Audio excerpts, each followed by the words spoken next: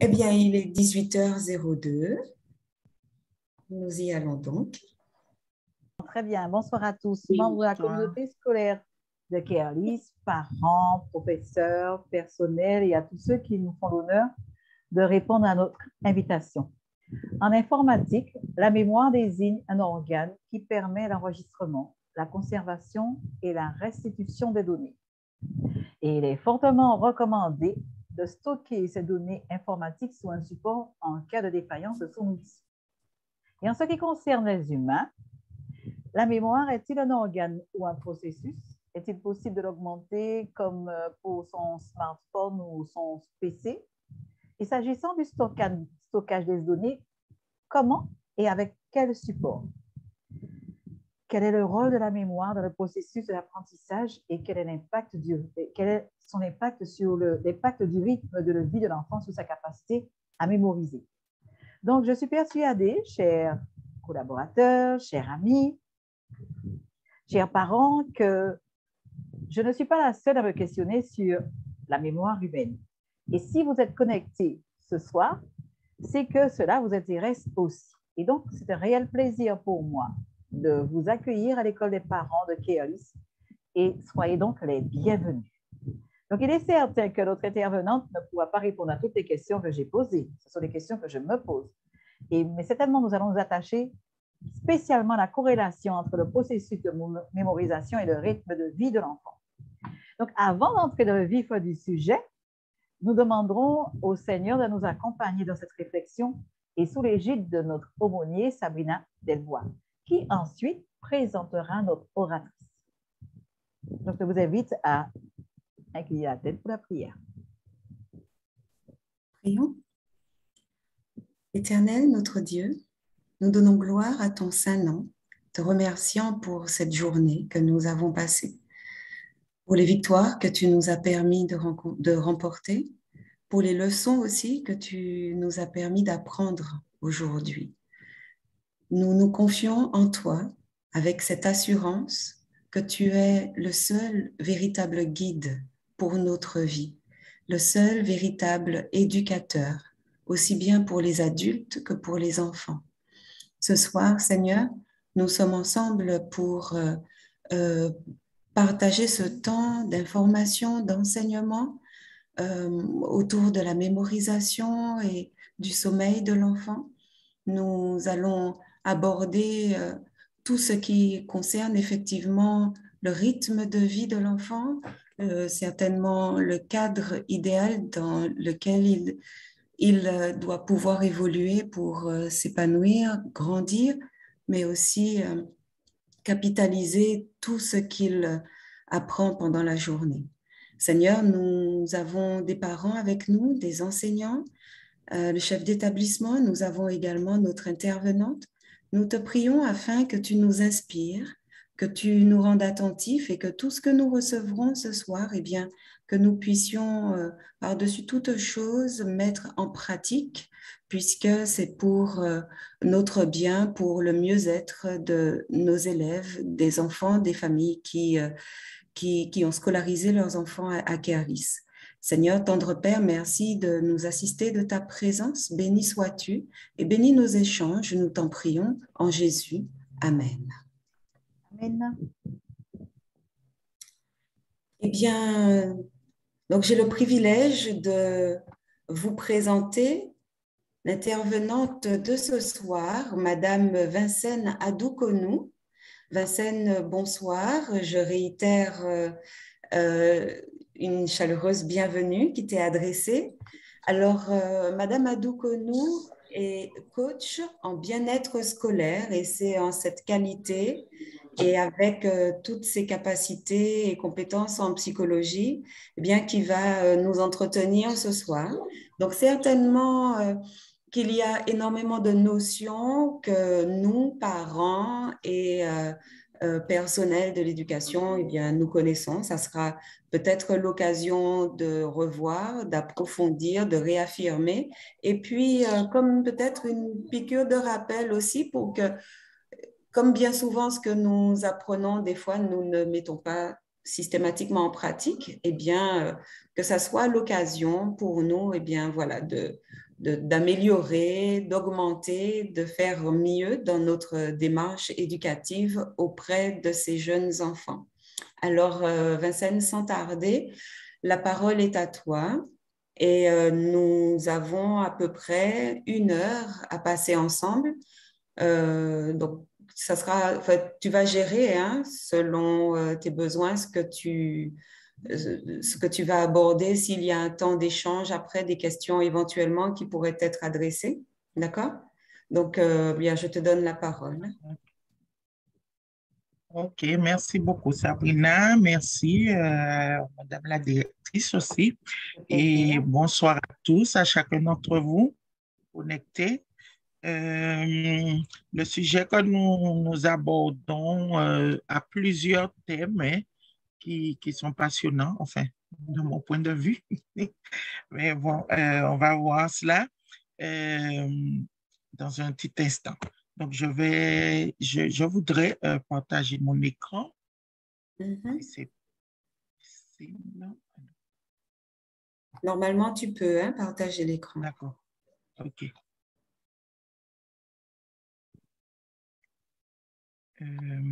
Alors, il faut retourner sur ça. Partage d'écran.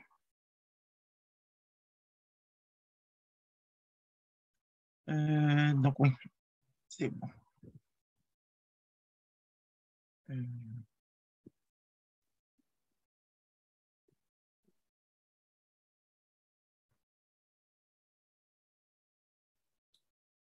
OK, Il y Vincent, a donc quelqu'un nous qui veut voyons. poser une question? Il y a une main levée? Oui, allez-y. À moins que ça soit une salutation. Si c'est pour une intervention, on vous écoute. Bon, c'est peut-être une erreur. Mhm. Donc, oui, on voit l'écran? Oui, parfaitement. OK, d'accord.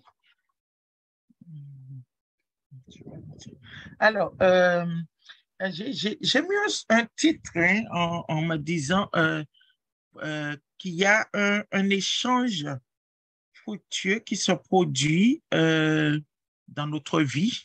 Il y a plusieurs types d'échanges, mais celui-là, il est particulier et nous allons découvrir donc pourquoi. Alors, mémorisation et sommeil, hein, c'est là un peu notre thème. J'arrive pas à faire défiler. Ah oui.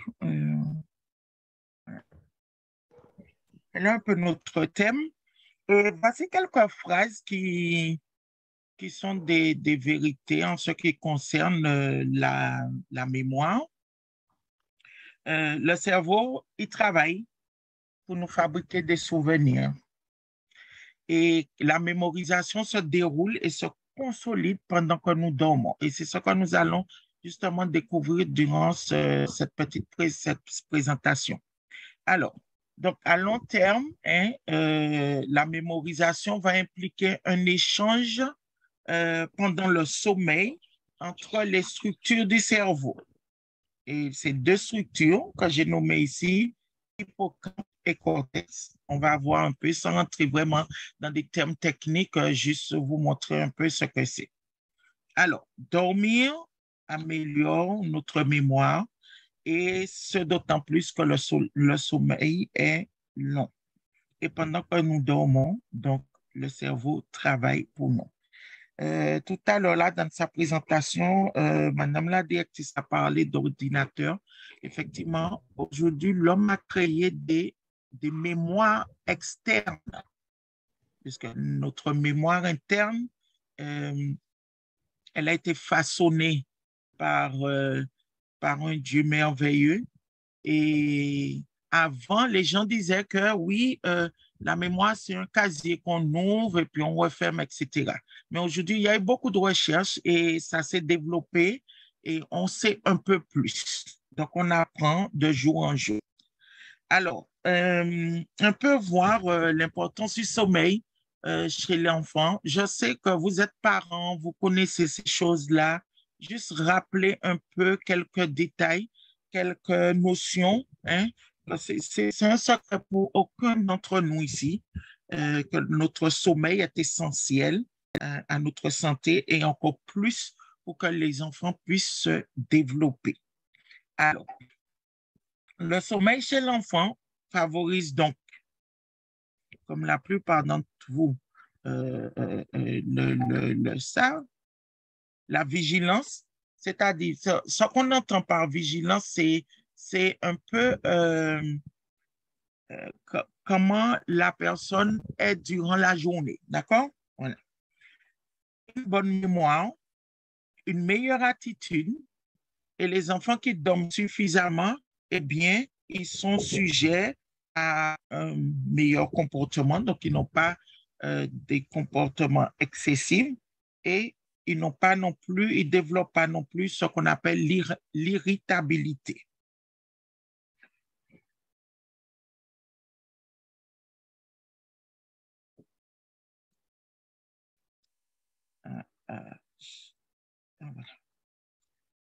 Alors, donc il est important que les parents aident leurs enfants à acquérir de bonnes habitudes de sommeil. En fait, il faut établir, comme vous le savez, une routine qui permet à nos petits d'avoir une hygiène de sommeil idéale pour leur développement. Je me rappelle de cette dame qui disait un jour, oh, moi, ma fille, bon, elle avait déjà une adolescente, une ado. Elle dit, oh, ma fille, elle va dormir à 8 heures du soir et la maman heureuse, contente. Mais comme je lui ai fait remarquer, oui, ta fille va dormir à 8 heures, mais elle est dans sa chambre sur Instagram, sur Facebook, parce que je la vois. Et la maman qui tombe des nues, ah bon, oui, mais tu as donné un portable à l'enfant avec des connexions, eh ben, à 8 heures, de 8 heures jusqu'à, eh ben, elle fait ce qu'elle veut. Bon, pour les petits, j'ose croire que ça ne se passe pas, ça ne se fait pas. Donc, ce qui, ce qui, ce qui, excusez-moi, mon portable va sonner, ça va troubler un peu. Donc, j'ose croire qu'avec les enfants, ça ne se passe pas parce qu'il leur faut cette routine bien définie depuis leur plus jeune âge.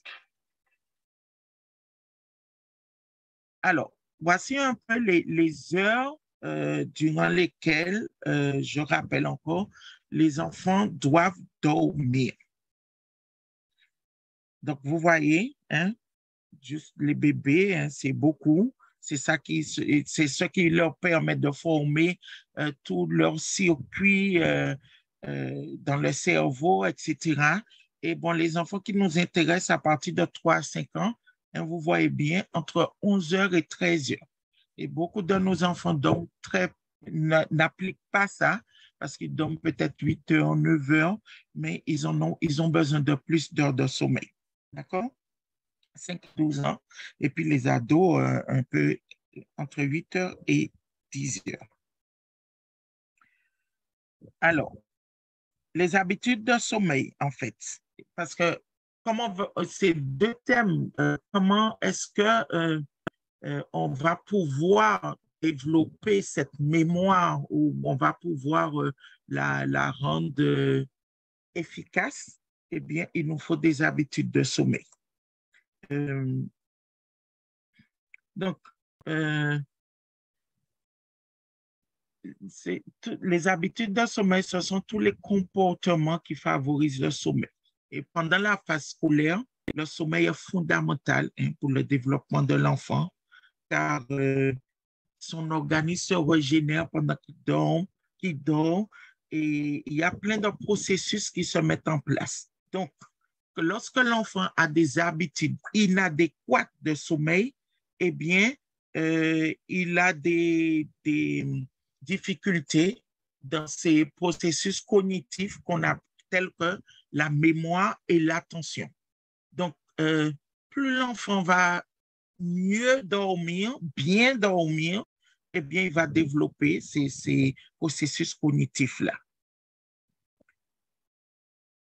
Alors, je voudrais, avec les parents, faire un petit test Alors, est-ce que vous pouvez prendre de quoi noter, écrire, et je vais vous lire des questions et vous allez mettre le numéro et répondre aux questions, un peu pour que vous puissiez prendre en compte qu'est-ce qui pourrait déstabiliser ou bien empêcher que l'enfant ait une des habitudes saines de sommeil. Donc, je vous laisse un petit moment pour prendre de quoi noter et je m'en vais vous lire les questions sur le test. Il est assez long, mais on va pas tout prendre, mais juste pour que vous puissiez prendre en compte des choses pour que vous puissiez vous dire, ah tiens, ça, je ne fais pas attention, je pourrais éventuellement faire telle chose, etc., etc.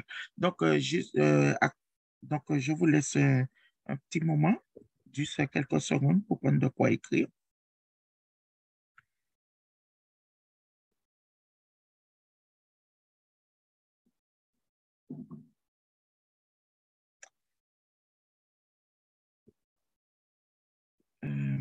Alors, je m'en vais ouvrir les questions. Alors, galerie.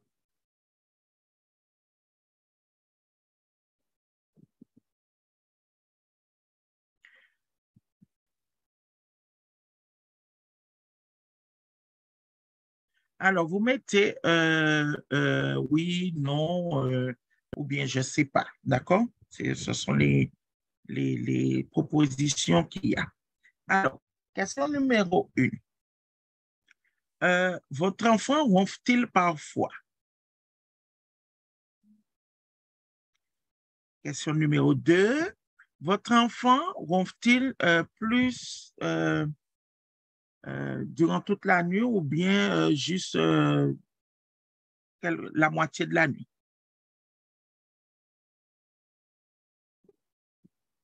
Question numéro 3. Est-ce que votre enfant ronfle tout le temps? Question numéro 4. Est-ce que votre enfant ronfle fort?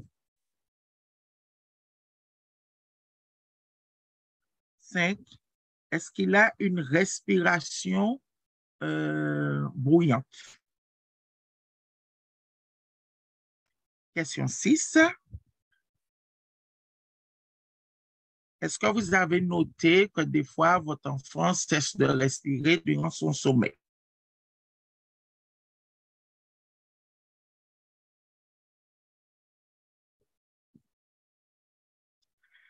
Question numéro... Alors, j'étais à 6, 7. Est-ce que votre enfant a un sommeil agité?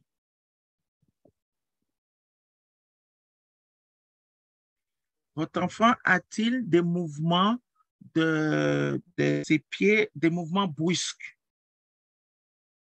dans le lit pendant qu'il dort?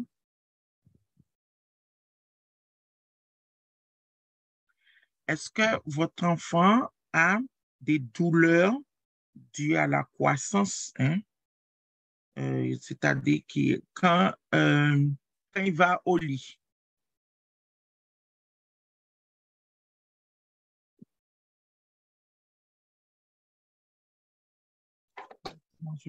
Comme c'est sur le portable, j'essaie de... Alors, durant la nuit, votre enfant transpire-t-il beaucoup?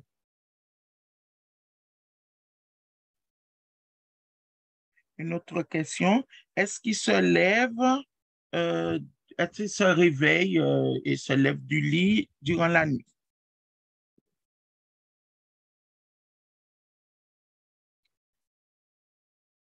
Est-ce qu'il se réveille pour aller aux toilettes? Faire pipi, voilà. Alors, si cette question-là, vous avez mis oui, notez la fréquence, d'accord?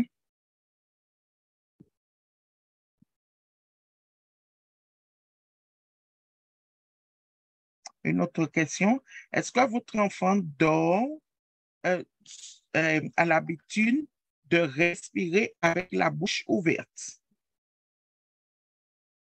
Une autre question. Est-ce qu'il se réveille avec la bouche sèche?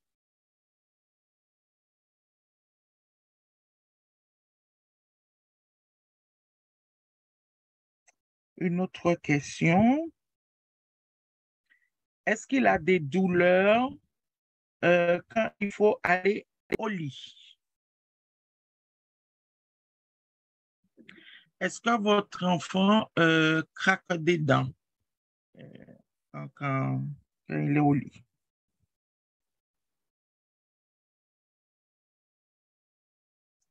Est-ce que votre enfant a déjà eu des somnambules? Est-ce qu'il est somnambule?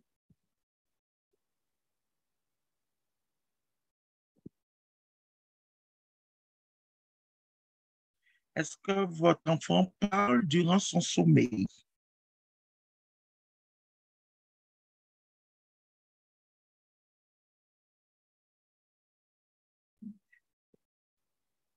Alors, combien de temps est-ce que votre enfant a du mal à prendre sommeil? Combien de temps il tarde avant de s'endormir?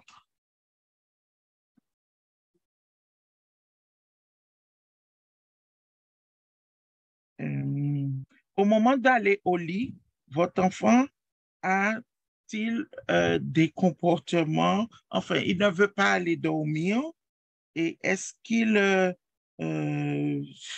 toujours un rituel en train de se disputer avec vous ou il se comporte d'une façon vraiment inappropriée avant d'aller dormir?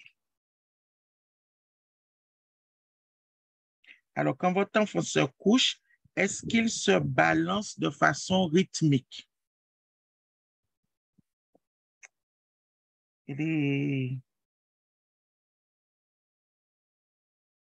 Alors, quand votre enfant se réveille la nuit, est-ce qu'il reprend sommeil tout de suite?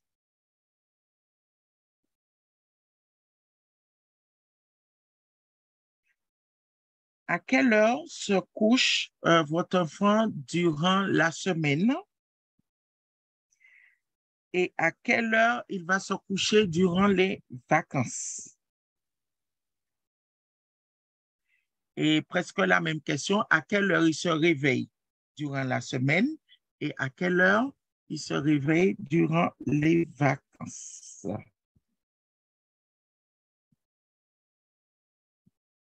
Voilà un peu les questions. Il y a certaines que j'ai sautées, mais c'est ce questionnaire-là pour vous aider à voir un peu si votre enfant a, quelles sont, je ne vais pas dire de bonnes habitudes, hein, c'est juste pour être un peu plus attentif à l'heure du sommeil, quand votre enfant a ses habitudes de sommeil. Voilà. On va revenir dessus à la fin de la présentation. Donc, je vous demande de garder vos réponses. D'accord?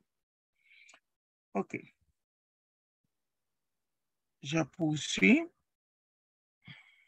Alors, juste rapidement, une routine pour aller se coucher. D'accord? Voilà un peu quelque chose qu'on pourrait faire. Le point numéro 4, hein, il est important.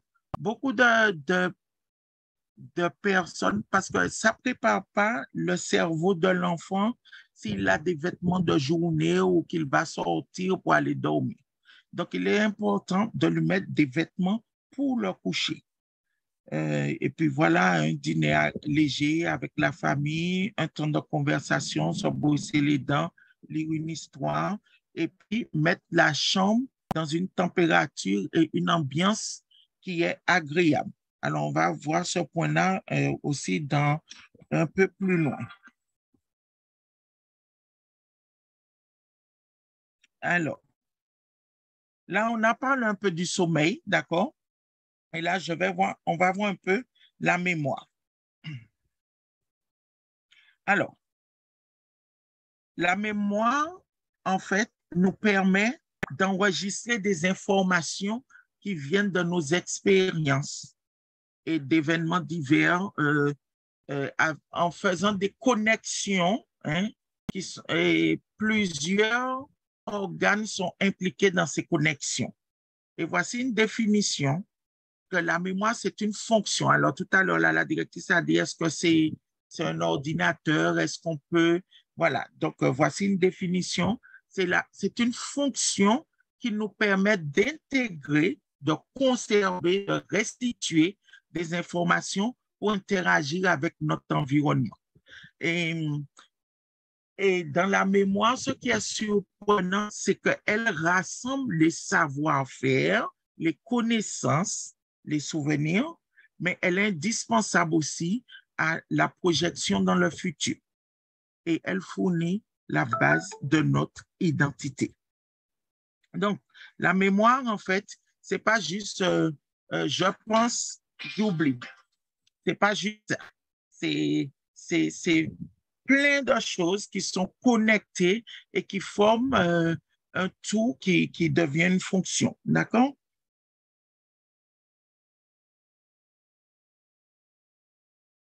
Alors, j'ai mis juste une image pour vous montrer toutes les zones du cerveau qui sont impliquées. Avant, on disait non, c'est un petit coin par là qui faisait la mémoire. Ben non, il n'y a pas de centre de mémoire. C'est différents systèmes qui rentrent en jeu et qui forment tout ce qui est la mémoire, la mémorisation, tout cela. D'accord?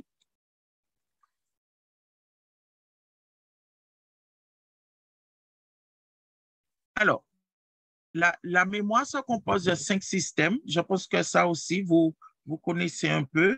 Hein? Donc, on a la mémoire qui est la plus utilisée, entre guillemets, la mémoire de travail, parce que c'est une mémoire qui dure 15 secondes, donc on capte quelque chose, voilà. Et il y a la mémoire aussi qu'on appelle la mémoire sémantique, qui... Alors, la mémoire de travail, c'est la mémoire à court terme. Et donc, c'est la mémoire du présent qui permet de manipuler et de retenir des informations pendant la réalisation d'une tâche. D'accord? Et puis, on a la mémoire sémantique qui est la mémoire du langage, des connaissances du monde sur soi. Donc, c'est le langage. Ensuite, on a la mémoire épisodique qui est celle des moments personnellement vécus. D'accord? Donc, et puis qui nous permet aussi de nous situer dans l'espace, dans le temps et de se projeter aussi dans le futur. Et cette mémoire-là, elle se constitue à partir de 3 ans. Entre 3 et 5 ans, elle se solidifie. Donc, vous voyez bien que dans l'apprentissage de l'enfant, cette mémoire-là, elle est importante parce que l'enfant va acquérir tout ce qui est horaire, tout ce qui est jour de la semaine, etc., le fait qu'il est sur la terre. Donc, c'est une mémoire qui aide beaucoup les enfants. Ensuite, nous avons la mémoire procédurale, qui est la mémoire des automatismes et qui rappelle des choses qu'on fait, mais qui sont inconscients, c'est-à-dire marcher, conduire, faire du vélo, jouer de la musique, voilà, des choses bien précises. Et puis, nous avons pour terminer la mémoire perceptive qui s'appuie sur nos sens et fonctionne la plupart du temps à l'insu de l'individu. Alors, elle permet de se souvenir des visages, des voix, des lieux, et elle utilise nos sens, c'est-à-dire les odeurs, le goût, etc. Donc, cette mémoire-là, donc toutes ces phases-là sont des organisations que le cerveau va faire. D'accord? Alors, maintenant, quelle relation il y a entre tout cela et dormir? Donc, les études ont montré, et tout le monde le sait, qu'il y a une relation entre le sommeil et la mémoire. Parce que des connexions, alors le mot c'est synapse, des connexions, des synapses se produisent lorsqu'on dort. Et quand on est dans le sommeil, il y a des choses qui se passent. Et chaque jour, lorsque nous accumulons, nous consommons l'information, eh bien, un peu comme un ordinateur, à un moment, le disque dur peut se remplir, pourrait, mais Dieu a tellement bien fait les choses que lorsque nous dormons, il y a des choses qui vont s'effacer automatiquement. Mais le fait, alors, quand on va quantifier l'information qu'on a reçue toute la journée, cela va nous donner des expériences. On aura des images gravées dans la tête, des sons, des odeurs, des émotions. Et tout ça, c'est traité pendant que nous dormons. Donc, pour que toutes ces données qui sont rentrées durant la journée pour que ces souvenirs-là restent, eh bien, les neurones, les connexions doivent se faire pour créer de nouvelles protéines. Et là, les souvenirs et l'information est stockée. Mais ça se fait pendant qu'on dort. Et comme disent les scientifiques, toutes les connexions, les synapses qui se passent dans notre cerveau toute la journée, pendant qu'on est debout, pendant qu'on est alerte, eh bien, alors, je vais expliquer ça bien. Alors, si ça empêcherait que les connexions, les synapses pour la consolidation du souvenir se fassent. Alors, donc, s'il n'y avait pas le sommeil, tout ce qu'on a emmagasiné durant la journée, notre corps a travaillé, les réseaux se sont faits, les choses se sont connectées. Eh bien, s'il n'y avait pas le sommeil pour pouvoir mettre en stand-by un peu tout cela, pour nous permettre de stocker, eh bien, ça serait difficile pour nous. Et donc, c'est l'une des raisons pour lesquelles on demande que quand on va dormir, quand l'enfant va dormir, il faut que la chambre où l'enfant va se reposer, il ait un sommeil profond et exempt de stimuli extérieurs, tels que la lumière ou le bruit. Alors, pourquoi? Parce que on a vu tout à l'heure là qu'au début, que l'hippocampe et le cortex vont s'échanger pour pouvoir nous permettre de mieux mémoriser. Et les scientifiques ont découvert il n'y a pas si longtemps que ça, le Centre interdisciplinaire de biologie, que la mémorisation à long terme des souvenirs implique un échange entre le sommeil et deux structures du cerveau, comme je vous ai dit, l'hippocampe et le cortex. Alors, voici un peu un schéma.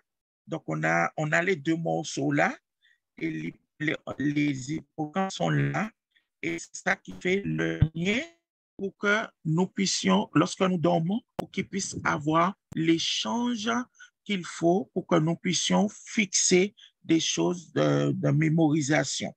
Donc, pendant qu'on dort, cet hippocampe-là va déterminer des neurones qui vont transmettre des informations.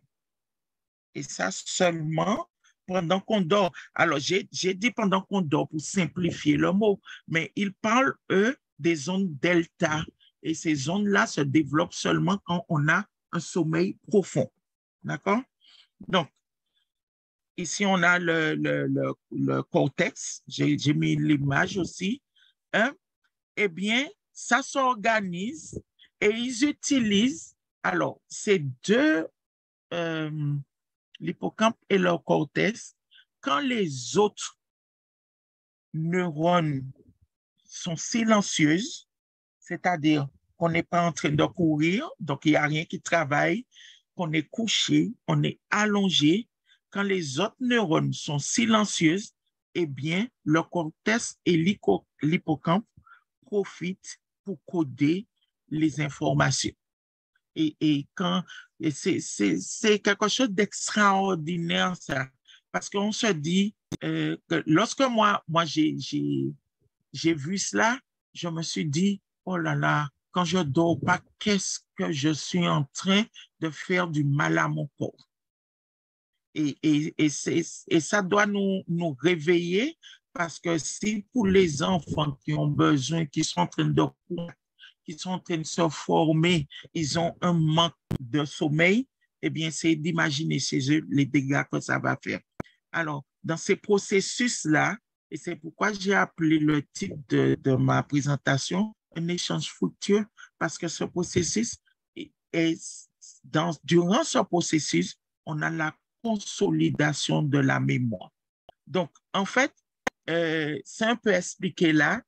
L'hippocampe, lui, va choisir les neurones qui ont été sollicités durant la journée, lors de l'apprentissage, lors du calcul, lors de la lecture. Toutes les neurones qui ont été sollicités, eh bien, il va, au moment de dormir, durant les ondes delta, eh bien, l'hippocampe va prendre ces neurones-là qui ont été sollicités et puis c'est là qu'il va consolider ce que nous avons lu, calculé, appris, etc. Et donc, d'où l'importance de l'échange fructueux qui existe durant le sommeil. Donc, ces zones-là, le sommeil profond, hein, permet cet échange et transmettre des informations cruciales entre, donc, comme je vous ai dit, l'hippocampe et le cortex. Donc, tout s'organise et le but de cette organisation pendant qu'on dort, c'est de former des souvenirs à long terme. Et donc,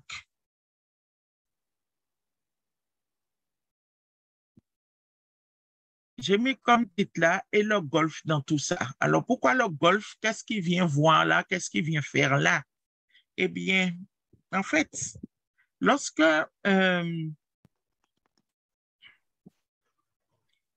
vu ce que je viens de vous dire, ce sont les récentes découvertes, eh bien,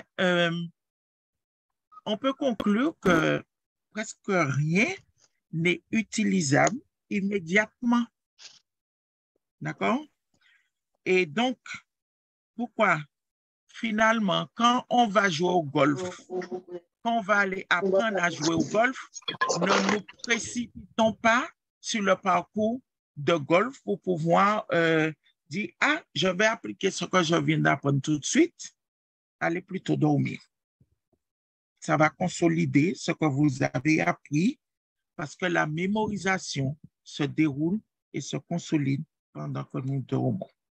Que ce soit pour nous, pour nos adultes, pour les enfants. Il y a des processus un peu différents chez les adultes, mais pour les enfants, vraiment, plus la période de temps où ils vont rester endormis est longue, plus la consolidation sera meilleure. Et je vais conclure en disant que beaucoup d'expériences ont montré que dormir améliore la mémorisation.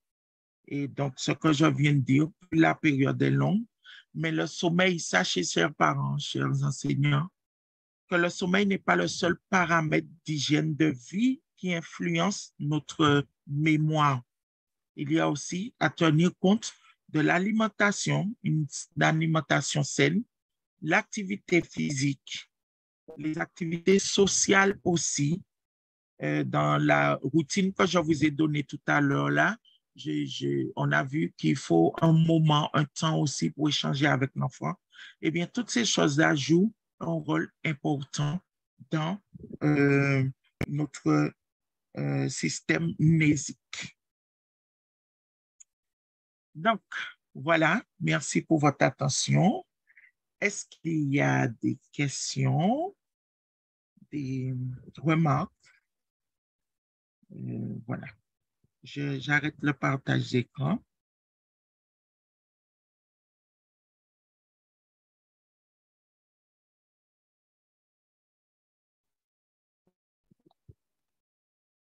Nous remercions vraiment Madame Adokounou pour ces informations importantes qu'il nous a apportées. Et je l'ai entendu dire, est-ce qu'il y a des questions parmi les parents, parmi le personnel enseignant? Est-ce que vous avez des questions à poser?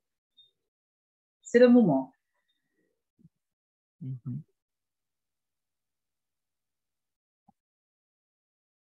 Mais tout a été, comme dit le proverbe espagnol, tout a été clair comme l'eau trouble. L'espagnol dit le contraire du français.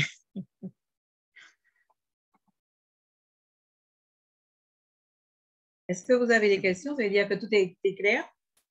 Je voulais demander à Madame Adokounou, est-ce que parmi les différentes phases de sommeil, laquelle favorise le plus la mémorisation? Est-ce que le sommeil est linéaire ou il y a certaines phases? Et est-ce qu'il y a une phase qui favorise la mémorisation? Eh bien oui, parce que le sommeil, il est en plusieurs, il est, je vais dire coupé. Il y a des sommeils, on dort profondément et d'autres fois, non, notre sommeil est plus léger. Bon, il y a des termes techniques pour tout ça, hein, les ondes delta, etc. Donc, oui, et c'est durant justement euh, le sommeil profond, le sommeil profond que la mémorisation va se faire le mieux. Parce que l'échange qu'il y aura entre le cortex et l'hippocampe, il va se faire à ce moment-là, dans le sommeil profond. Alors, je voulais ajouter quelque chose, et ça m'échappe. Oui, voilà. Donc, lorsqu'il y a des interférences et qu'on n'a pas ce sommeil profond, alors quand j'appelle interférence, je peux dire, par exemple, de la lumière, du bruit, peut-être de la musique ou enfin, eh bien, ça empêche que ce sommeil profond se fasse. Et c'est pourquoi je parlais tout à l'heure de quand toutes les autres fonctions se sont tues, eh bien, c'est à ce moment-là que rentre en mouvement cette fonction de mémorisation. Et tant qu'il n'y a pas ce sommeil profond, eh bien, la mémorisation ne va pas se faire correctement. Donc, voilà, je ne vais pas employer trop de termes techniques pour expliquer ça. Donc, j'espère que j'ai été clair. Très bien, merci beaucoup. Est-ce qu'il y a d'autres questions? Alors, le sommeil de la nuit et les siestes ont-ils le même effet? Alors, non, les siestes, elles ne sont pas à bannir non plus.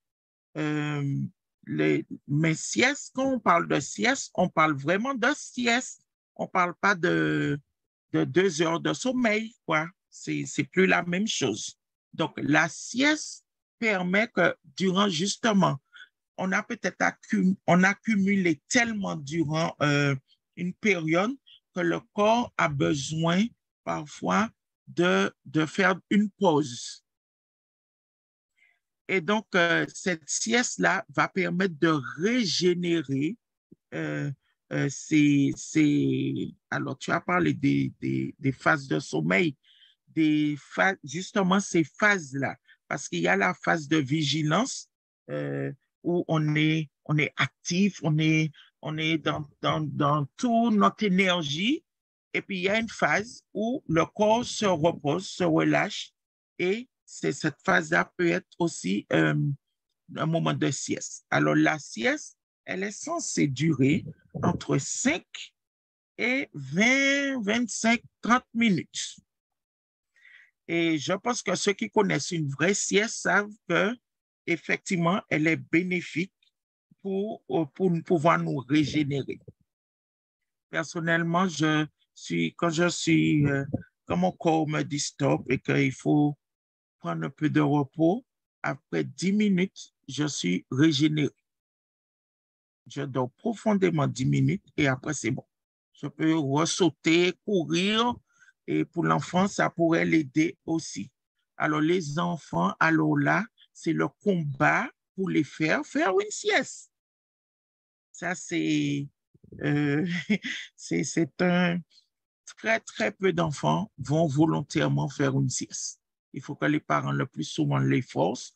Mais si vous voyez que votre enfant est trop irrité, il se met en colère pour rien, ou bien vous voyez qu'il perd de la force, etc.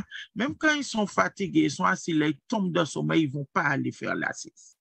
Donc, il faudrait les aider à faire cette petite sieste pour pouvoir régénérer et réorganiser l'organisme.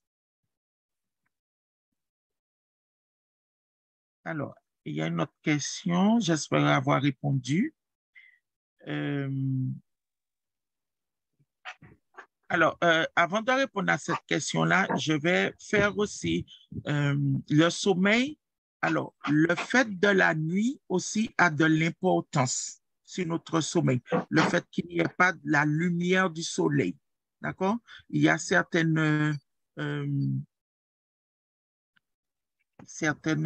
oh là là, j'oublie le mot, on va générer parce que on n'a pas la lumière du soleil, certains, pas anticorps, hein?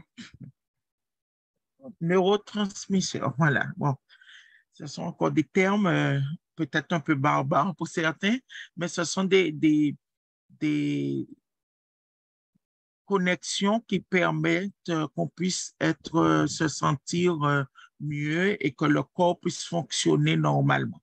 Donc, l'importance, il ne faut pas bannir l'importance de la nuit, d'accord? Donc, c'est pour ça que je dis que ça n'a pas le même effet. OK? Voilà. Donc, l'autre question, c'était, est-ce qu'il est préférable pour l'enfant que la routine du coucher soit toujours la même? Est-ce que les histoires du coucher doivent être régulièrement changées ou bien vaut-il mieux garder la même histoire 1, 2, 3 jours par semaine?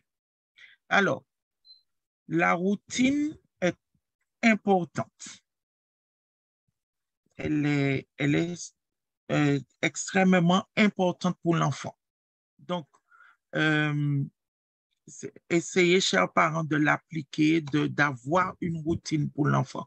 C'est très important. Alors, elle a des routines et qu'est-ce que ce soit toujours la même? Alors, routine, c'est la même. D'accord? Donc, Alors, c'est la même. pardon, je ne sais pas si la précision, ce serait, est-ce que tous les soirs, il faut raconter la même histoire? Non, pour Ou ça, je n'ai bien pas chaque répondu encore. fois? Ok, d'accord. OK. Non, c'est qu'avant ça, elle a mis routine doit être toujours la même. Alors, pour l'histoire, il y a des enfants qui aiment qu'on leur raconte la même histoire. Justement, ça permet un échange et un dialogue avec vous et l'enfant. Il y a des enfants qui te disent, raconte-moi la même chose, ou etc. Ou bien, alors, ceux qui ne peuvent pas parler, eh bien, ils écoutent, et ils entendent un son de voix. Et puis, bon, si votre histoire, ou si vous la vivez, l'enfant va aussi s'adapter à tout ça, ceux qui ne parlent pas encore, et il va réagir par rapport à la façon dont vous vivez l'histoire. D'accord? Alors, est-ce qu'il vaut mieux garder la même histoire? J'avoue que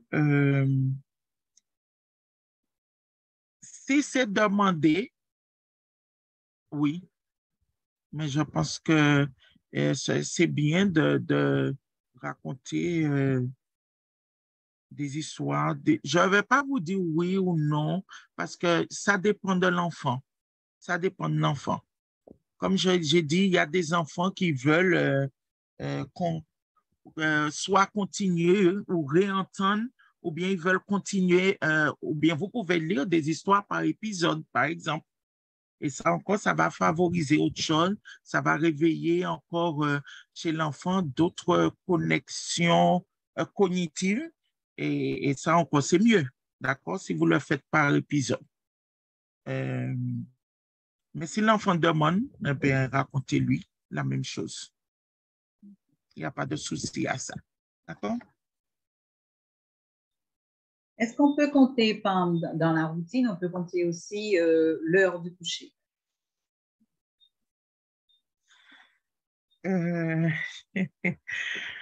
Alors, il y a quelque chose dans mes recherches, là, quand j'ai mis aussi, on dit de quitter la pièce, de quitter la pièce, quand on a mis l'enfant au lit. Alors, justement, dans le questionnaire qu'il y a eu, euh, l'heure de coucher n'est pas compris, puisqu'on demande combien de temps que l'enfant prend pour s'endormir. Alors, oui, ça fait partie de la routine. Ça fait partie de la routine du coucher. Donc, il faut voir, et c'est pourquoi j'ai mis ces questions-là un peu pour voir, est-ce que mon enfant, quand je l'ai mis au lit à 8 heures, à 11 heures, il est encore toujours là?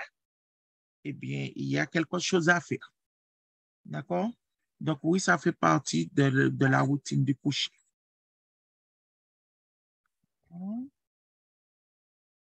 Alors, eh bien, oui, pour la sieste.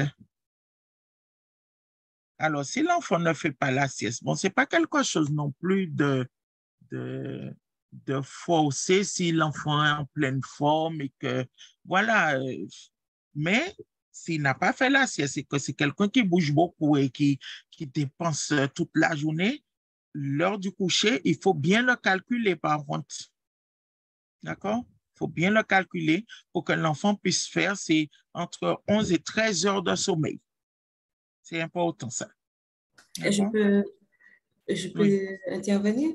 Alors, Oui, il n'y a pas de par souci. expérience, donc en fait, à Kerlis, ça m'arrive d'intervenir dans les classes de maternelle en début d'après-midi. Et je sais que ce n'est pas toujours évident de réussir à faire les petits vraiment profiter de ce temps de sieste-là. Mais Mhm. en réalité, une fois que l'heure de la sieste est passée et que les activités de l'après-midi reprennent, ben, le constat, c'est que les enfants qui n'ont pas dormi sont mous. Ils sont, Exact. si l'activité consiste à écouter avant de manipuler ou bouger, eh bien, c'est très, très difficile pour eux parce qu'effectivement, au moment où l'activité de l'après-midi reprend, eh bien, c'est le moment où le sommeil vient s'apesantir, en fait. Donc, moi, je crois qu'effectivement, comme tu l'as souligné, c'est vraiment important que, au moins pour les classes maternelles, eh bien, que les petits puissent vraiment profiter de ce temps de sieste-là. Et ceux qui prennent du temps à s'endormir, ben, c'est pareil, au moment du réveil, ben, ils ont un peu de mal parce que ils, ils n'ont pas encore fait peut-être les 20-30 minutes dont ils auraient eu besoin, par exemple. Tout à fait. Et j'ai parlé des différents types de mémoire tout à l'heure là. La mémoire à court terme, la mémoire de travail, eh bien justement, elle est sollicitée tout le temps, tout le temps, tout le temps. Et donc, quand l'enfant a besoin que cette mémoire-là puisse rester active, justement. Et si il n'a pas ce temps de relaxation, de repos, eh bien, cette mémoire-là va prendre entre guillemets un coup parce que et il ne pourra pas la faire fonctionner et fructifier tout le temps parce que c'est une mémoire qui est, comme on dit, en boucle phonétique. Donc, ça tourne, ça tourne, ça tourne. Donc, il faut aussi que cette mémoire-là soit entretenue. Ce n'est pas une mémoire qui fixe les souvenirs, ce n'est pas une mémoire qui va se développer à long terme, mais ça va permettre d'être alerte. Ça va permettre à l'enfant, comme tu as dit, c'est pourquoi quand tu as parlé de mots, ça m'a fait penser à ça. Donc, ça va permettre à l'enfant d'être plus alerte et d'être efficace dans son apprentissage. Alors, qu'est-ce que les parents font maintenant de presque trentaine de questions auxquelles ils ont répondu tout à l'heure. Alors, c'est cette question. Alors, comme j'ai dit, c'est pour voir un peu où est-ce qu'il y a des lacunes chez eux et puis pour pouvoir les améliorer. J'ai pas voulu parce qu'il faut appliquer, c'est un test qu'il faut appliquer Et dans il faut des analyser conditions, les réponses, etc. etc. Voilà, exact. Mais Et alors, il faut qu'est-ce que aussi tu... prendre en compte, oui, Vas-y, vas-y. vas-y. Après Il faut toi. aussi prendre en compte si l'enfant, alors les questions, les réponses, il ne faut pas tenir compte si l'enfant a été malade ou etc. D'accord? Du tout. Il faut que ça soit quelque chose d'habituel. OK? Voilà. OK. Alors, imaginons que je sois un parent et que, bon, effectivement, je suis au quotidien avec mon enfant, mais n'avais pas forcément porté attention. Et là, par rapport aux questions qui ont été posées, je me rends compte bien que mon enfant a tendance à avoir des mouvements brusques la nuit, de crisser des dents. Parfois, il parle. Et puis, ben, s'il se réveille la nuit pour aller faire pipi, eh ben, il a du mal à se rendormir. Donc, si au moins sur 3, 4 items, eh bien, je me sens alertée, qu'est-ce que je fais? Est-ce que c'est à Alors, moi, dans mon coin, dans mon foyer, ou est-ce que j'entreprends une démarche? Est-ce que je me rapproche de quelqu'un? Qu'est-ce que je fais? alors s'il y a plusieurs items qui sont négatifs, eh bien, ça veut dire que il y a des habitudes de sommeil inadéquates. D'accord? Et là, il faudrait déjà, dans un premier temps, effectivement, le questionnaire aussi, il répond si les deux parents ont répondu ou si c'est la maman seulement ou si c'est le papa. D'accord? Il y a tous ces détails-là.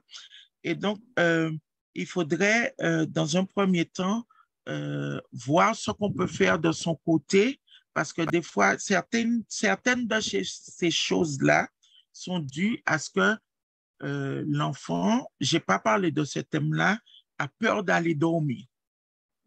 D'accord?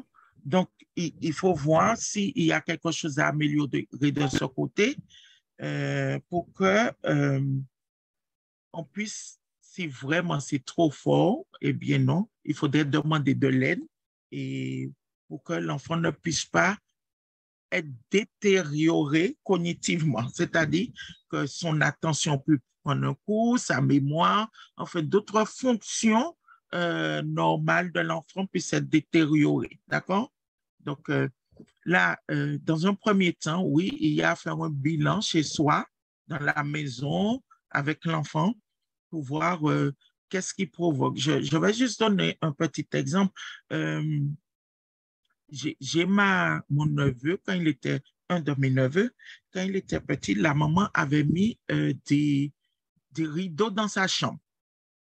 Et le soir, qu'on éteignait tout, c'était des rideaux assez fins, eh bien, le rideau faisait des mouvements et ça effrayait l'enfant. Et la maman ne s'était jamais rendue compte de ça. Et un jour, elle s'est dit, mais c'est pas possible, pourquoi tu ne dors pas? Et elle s'est assise à côté de l'enfant. Elle a vu un moment il a fixé la fenêtre, mais les rideaux, d'une façon, elle a vu dans son regard la frayeur, et c'est là qu'elle a compris que c'est ce qui empêchait à l'enfant de dormir.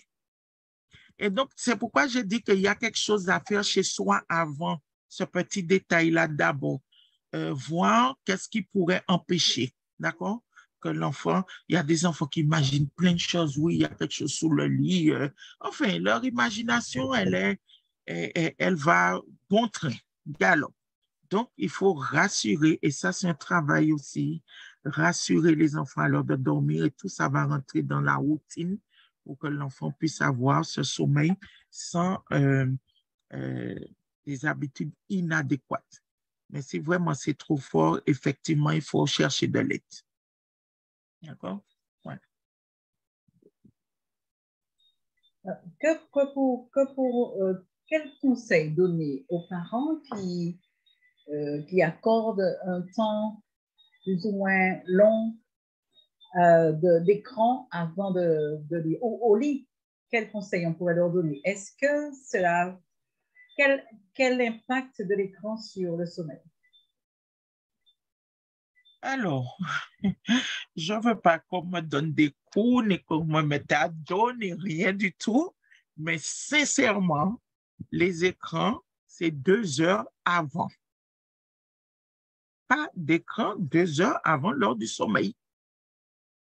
Et je suis désolée, mais un enfant qui s'endort devant l'écran avec un téléphone portable, il aura un sommeil perturbé. Et ça ne va pas faire du bien et il n'y aura pas tout ce qu'on a dit dans la présentation, eh bien, ça ne va pas se faire convenablement.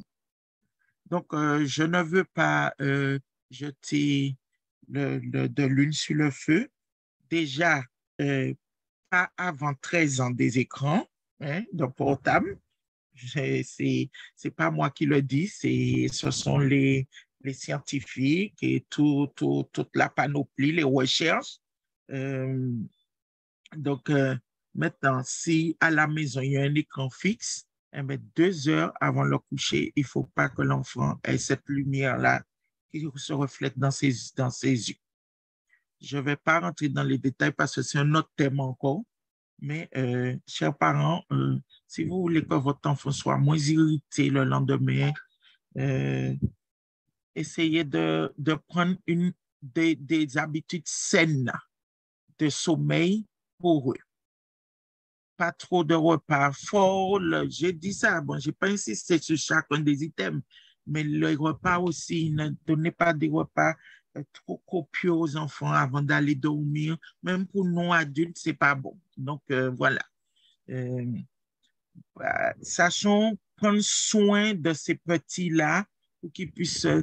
parfois, on se dit, ah, c'est rien, c'est pas grave, etc. Mais c'est après qu'on voit justement la gravité de ces choses-là. Donc, un mot d'ordre, 2 heures avant le coucher, c'est les écrans. Vaut mieux dire à l'enfant d'aller prendre un livre, de s'asseoir dans un coin, de feuilleter le livre, qu'il sache lire ou pas. Ce sont des habitudes. Hein. Donc, c'est mieux cela, ou bien d'écouter peut-être une petite chanson, d'apprendre une chanson, de jouer d'un instrument. Vaut mieux ça que d'être devant un écran avant d'aller dormir. Voilà. Oui, bonsoir, vous m'entendez? Oui. Alors, je veux juste confirmer tout ce que vous avez dit ce soir, tout ce que tu as dit, Vincent, sur le fait que le sommeil favorise vraiment la mémorisation. Donc, j'ai 2 garçons qui ne regardent pas du tout les écrans et qui dorment à des heures régulières. Donc, ils sont couchés dès 19h30, même si on me dit que ce sont des poules, mais bon, ils sont couchés à 19h30, ils se réveillent le matin à 6h. Et parfois, que ce soit pendant les vacances, ils ont le même rythme de sommeil. Donc, même si ce sont les vacances, ils dorment à la même heure que pendant la période scolaire. Ils peuvent se réveiller un peu plus tard, mais je constate qu'au niveau de la mémorisation, ils ont vraiment une capacité de mémoriser sans effort, mais je crois que c'est vraiment dû à la qualité de leur sommeil et au temps de sommeil qu'ils passent. Donc, c'était simplement pour témoigner de cela. Eh bien, oui. Bien, bien. Ils ont des habitudes de sommeil adéquates.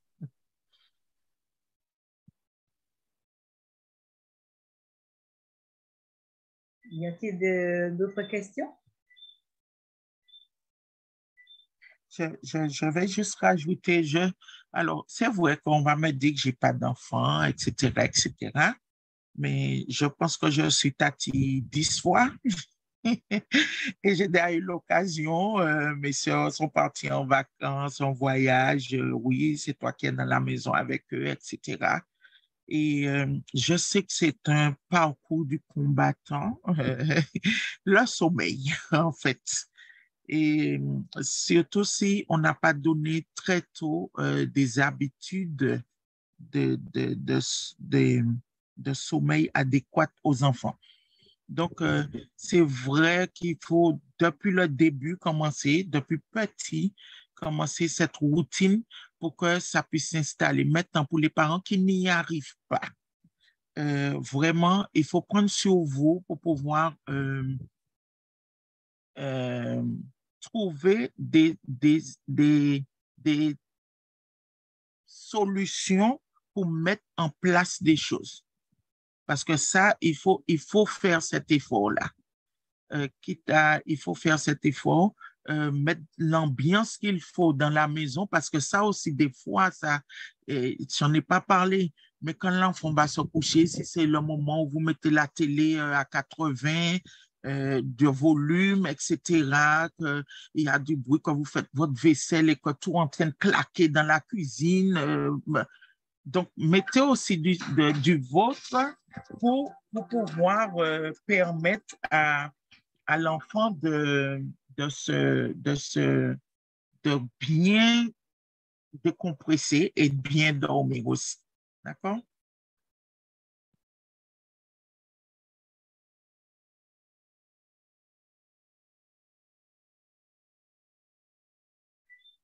Bien, je crois que certainement nous avons épuisé notre temps et que la présentation était claire et qu'il n'y a plus de questions.